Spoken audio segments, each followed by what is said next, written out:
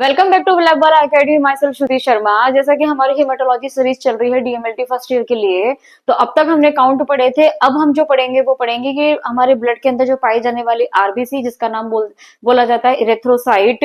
तो इरेथ्रोसाइट की size, shape, इनके कलर, इनकी इंक्लूजन बॉडी, ये सब क्या होते हैं। तो बेसिकली जब साइज एंड शेप की मेनली बात आती है तो इसको बोला जाता है मार्फोलॉजी। तो आज की वीडियो में आप शुरू से लेके इसको आखिरी तक देखेंगे तो आपको पूरे इसके नोट्स भी मिल जाएंगे और एक ही वीडियो में आपको पूरा ये पता चल जाएगा कि कैसे कैसे इसकी एब्नॉर्मलिटी किस किस लेवल पर हमने इसको कैटेगराइज करी है। तो आइए स्टार्ट करते हैं आरबीसी मार्फोलॉजी। इसमें हम नॉर्मल और एबनॉर्मल दोनों चीजें हम इसके अंदर कवर करेंगे आज। तो देखिए स्टार्ट करते हैं आज की मार्फोलॉजी ऑफ आरबीसी। तो देखिए बेसिकली मार्फोलॉजी आरबीसी आपको मिलती कहां पर है। जब आप पीवीएफ की स्लाइड बनाते हैं, लीशमान स्टैंड करते हैं, यानी रोमान वास्की प्रिंसिपल से जब आप करते हैं तो एक टंग नाम का आप शेप बनाते हैं। उस शेप के अंदर जो इयोसिन होता है वो आपके आरबीसी को स्टैंड करता है, जो कि वो छोटी छोटी रेड या पिंक कलर की आपको दिखाई देती है। तो वो आरबीसी आपको देखेंगे तो इसमें छोटी छोटी सी दिखाई देती है, ठीक है। इसके साथ में जो नॉर्मल आरबीसी होती है, तो पहले हमें एबनॉर्मल पढ़ने के लिए हमें नॉर्मल पे जाना पड़ेगा कि नॉर्मल आरबीसी क्या होती है। तो बेसिकली नॉर्मल आरबीसी यानी कि जिसको हम बोलते हैं इरेथ्रोसाइट, जो कि मैच्योर सेल होती है। तो इसका जो लाइफ स्पान होता है 120 डेज होता है, जो कि बोन मेरो में बनता है। देन इसका जो शेप होता है वो होता है बाइकॉनकेव। बाइकॉनकेव कैसे होता है, इस तरह से बाइकॉनकेव बना होता है, डिस्क लाइक शेप होती है ये। और इसका जो कलर होता है वो रेड होता है। रेड क्यों होता है, क्योंकि ये एचबी से कंटेन होता है। दूसरा, इसकी जो थिकनेस होती है वो 2 से 2.5 म्यू एम होती है। और अगर अंदर की अगर डायमीटर की बात करें तो वो भी 0.8 से यहाँ पे 1 म्यू माइक्रोन होती है। लेकिन ये वाले जो नंबर्स होते हैं वो थोड़े से आपको कहीं कहीं पर अलग में मिल सकते हैं। लेकिन बेसिकली अगर हम इसकी साइज की बात करें तो नॉर्मल पे हमने डिस्कस कर लिया है। तो अब हम बात करेंगे एबनॉर्मल पे। तो एबनॉर्मल में मैंने 4 कैटेगराइज कर रखे हैं यहाँ पर, size, colour, shape and red cell inclusion. ये तो हम यहाँ पे पहले बात करेंगे साइज की। अगर साइज में एबनॉर्मलिटी आ जाती है तो आरबीसी की मार्फोलॉजी आपको क्या बताती है। तो यहाँ पे देखिए नॉर्मोसाइट, नॉर्मो मतलब नॉर्मल और साइट मतलब की सेल। तो यहाँ पे जो ये आरबीसी मैंने नॉर्मल बना रखी है, आप ये देख रहे हैं स्फेरिकल शेप हो रहा है, लेकिन इसका जो साइज होता है वो कितना होता है, 7.2 माइक्रोन होता है।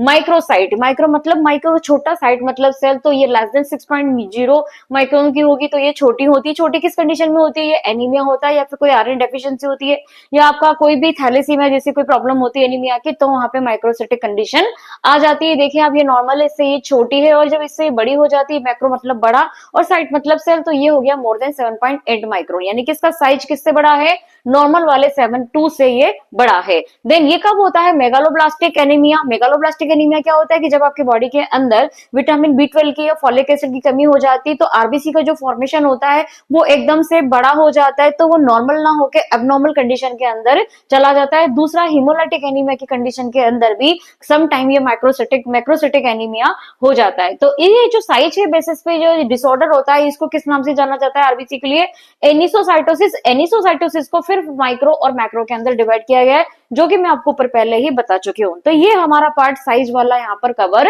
हो गया है। अब नाउ सेकंड जो पार्ट आ रहा है इसका, वो आ रहा है कलर।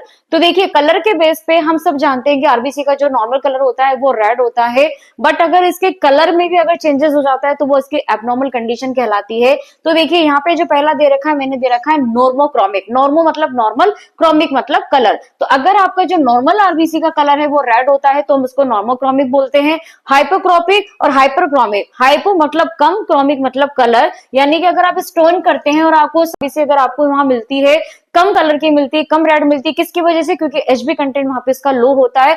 क्यों होता है, क्योंकि आयरन डेफिशिएंसी हो जाती है, जिसकी वजह से इसको हम बोलते हैं हाइपोक्रोमिक, जो कि एबनॉर्मल कंडीशन है। फिर अगला है हाइपोक्रोमिक। हाइपोक्रोमिक का मतलब होता है कि अगर आप जब इसको स्टेन कर रहे हैं तो बहुत ज्यादा ये रेड हो जाता है नॉर्मल से।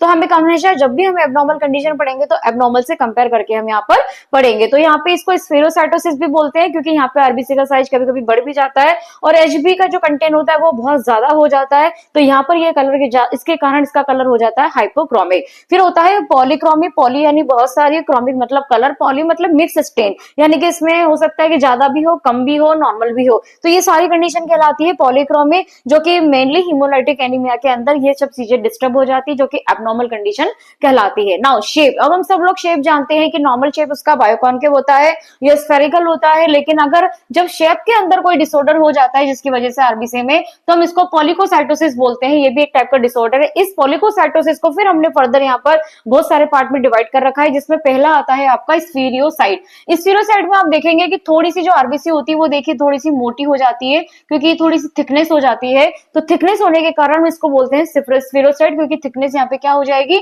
इंक्रीज हो जाएगी। इसका जो नॉर्मल डायमीटर होता है उससे इसकी थिकनेस बहुत ज्यादा हैवी हो जाती है।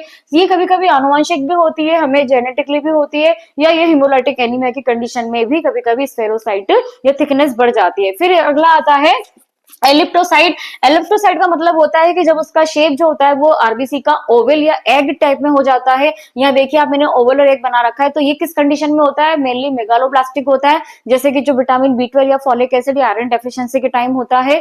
अगला है टारगेट सेल। देखिए टारगेट सेल का मतलब ये होता है कि जैसे कोई मान लीजिए टारगेट सेल होती है इस तरह की, उसके अंदर कुछ आपको दिखाई दे रहा है क्योंकि हमने उसको टारगेट कर रखा है किसी चीज को। जैसे हम गेम खेलते हैं, हम किसी चीज को वहां पे टारगेट करते हैं, तो सेम ये टारगेट सेल आपको अलग से दिखेगी कि यहाँ पर जो आरबीसी वो टारगेट फॉर्म में हो गई है। तो इसका जो सेंट्रल पोर्शन होता है लुक लाइक टारगेट दिखता है। देखिए यहाँ पे बीच में आरबीसी और ऐसा दिख रहा है कि बीच में कोई आपका टारगेट सेल है। तो टारगेट सेल हमारा होता है लिवर डिजीज में, या फिर कोई स्प्लीनेक्टोमी होती है, यानी कि जब स्प्लीन रिमूव किया जाता है तब होता है। फिर आता है डार्कोसाइट। डार्कोसाइट के अंदर आप देख रहे हैं कि जैसे ये होता है टीयर शेप में, जैसे आंसू होता है ना, आंसू या पियर शेप में होता है। तो आंसू जैसे गिरते हैं तो जैसे टीयर शेप में ये दिख रहा है, इस तरह से ये शेप दिख रहा है, टीयर शेप। तो यहाँ पर ये जो बोन मेरो की जब फाइब्रोसिस यानी वहां पे जो फाइब्रस सेल होती है जब उनमें इंक्रीज हो जाता है, या फिर आयरन की डेफिशिएंसी होती है, थैलेसीमिया होता है, तब बोन मेरो के अंदर ये प्रॉब्लम होती है। तो यहाँ पे डार्कोसाइट हो जाती है, आरबीसी के शेप में चेंजेस होना चालू हो जाता है। फिर अगला आता है सिस्टोसाइट। सिस्टोसाइट में होता है फ्रेगमेंटेड, यानी आरबीसी यहाँ पर अपना नॉर्मल शेप न रख के ऐसा लगेगा जैसे इसके टुकड़े हो रहे हैं या फिर ये इसके फ्रेगमेंट बन रहे हैं। तो ये डिफेक्टिव आपके हार्ट के टाइम होता है, जिसको हम बोलते हैं साइजोसाइट से। फिर आता है बर्थ सेल। बर्थ सेल भी एक शेप का चेंज होता है, जिसमें आप देख रहे हैं स्पाइक लाइक स्ट्रक्चर दिख रही है आपको यहाँ पर। ये कब होती है, जब कोई आपका रीनल डिजीज होती है, रीनल फेलियर होता है, किडनी में कोई प्रॉब्लम होती है, तो उस टाइम कुछ आरबीसी अपना रूप चेंज कर लेती है, जिसको हम बर्थ सेल के नाम से जानते हैं। और लास्ट है हमारा है सिकल सेल। सिकल सेल बहुत कॉमन टॉपिक है, जिसके अंदर एचबी जो होता है वो एबनॉर्मल होता है, जो कि हेरिडिटी होता है, और हेरिडिटी जेनेटिक होने की वजह से उसमें हेमोग्लोबिन एस होता है, जो कि सिकल सेल ट्रेट और सिकल सेल डिजीज की वजह से वहां पर उसका जो शेप होता है वो क्रिसेंट हंसियाकार का या हाफ मून शेप होता है, जिसको हम बोलते हैं सिकल सेल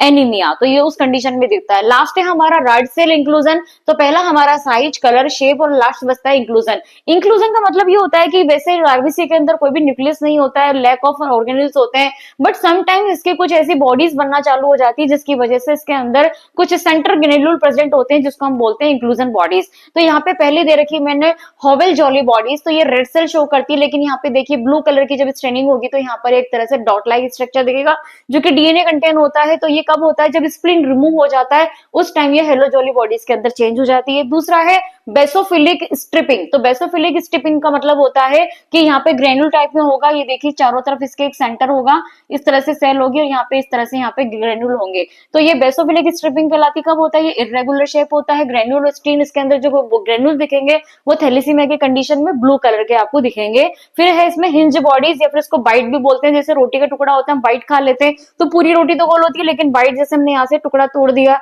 ऐसे सेम यहाँ पे बॉडीज दिखती है, जो कि हिंज बॉडीज कहलाती है। ये कब होता है, जब एचबी के मॉलिक्यूल, जो कि जिसमें एचबी प्रोटीन होता है, तो प्रोटीन के अंदर जब कोई डीनेचर स्ट्रक्चर हो जाती है, या फिर सुपर वाइटल स्ट्रेन यानी वाइटल स्ट्रेन की जाती है, जैसे G6PD डेफिशिएंसी में, या रेटिकुलोसाइट के अंदर जैसे हम सुपर वाइटल स्ट्रेनिंग करते हैं। तो हिंज बॉडी भी एक टाइप का एब्नॉर्मल कंडीशन है किसकी, आरबीसी की। फिर लास्ट है इसका कार्बोवेट रिंग, यानी कि इसमें 8 के आसपास आपकी, या फिर आपके इसमें अंगूठी नहीं होती है, जैसे अंगूठी इस टाइप की अंगूठी होती है, या फिर 8 के आकार का शेप इसमें दिखाई देता है, जितने थ्रेड लाइक स्ट्रक्चर होती है, अपीयर्स होते हैं, ये मेगालोब्लास्टिक एनीमिया में होता है। तो आज हमारा आरबीसी मार्फोलॉजी यहाँ पर एक ही वीडियो में मैंने कोशिश करी है कि आपको मैं पूरा एक ही नोट्स इसके अंदर डाल दूं। तो यहाँ पे आपको ध्यान रखना है कि अगर आपके एग्जाम में अगर एबनॉर्मल मार्फोलॉजी या मार्फोलॉजी के स्ट्रक्चर से रिलेटेड कुछ भी क्वेश्चंस आते हैं, तो आपको उसको वहाँ पे साइज के, शेप के, कलर के और इंक्लूजन बॉडीज के बेस पे आपको कैटेगराइज करना पड़ेगा कि एनोसाइटोसिस क्या होता है, पिलियोसाइटोसिस क्या होता है, एप्लिकोसाइटोसिस क्या होता है। तो आपको टर्मिनोलॉजी याद रखनी पड़ेगी। देन फिर उसके अंदर जो हमने कैटेगराइज करे हैं, जिनके सब डिवाइडेड पॉइंट्स है, वो हमें यहाँ पर डालने पड़ेंगे। तो आपको कंपेरिजन किससे करना है, नॉर्मल से करना है। अगर आपको नॉर्मल आपको ध्यान होगा तो आप एब्नॉर्मल यहाँ पर बता सकते हैं।